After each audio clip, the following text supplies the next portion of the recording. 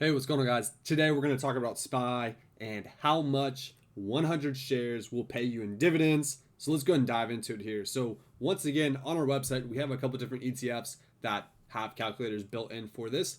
This is the second one on the list, so definitely go check that out. If you're not familiar with what SPY is, it's Spider's S&P 500 ETF.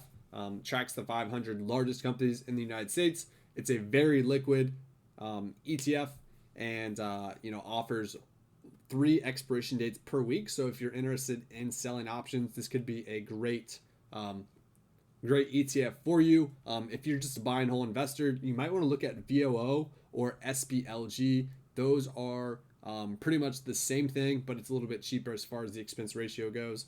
So let's go ahead and dive into it here. So all you have to do is come to the calculator and click the amount of shares that you want to calculate, the amount of dividends you're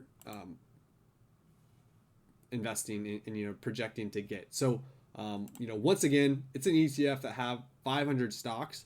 So the dividends are subject to change pretty much at any point. Stocks are continuously increasing and decreasing their dividends. So just keep that in mind. So these are projections. We have a manual job that runs it and just verifies this data to make sure it stays up to date as much as possible. There may be some differences, throughout times, but we'll do our best to try to keep the data up to date.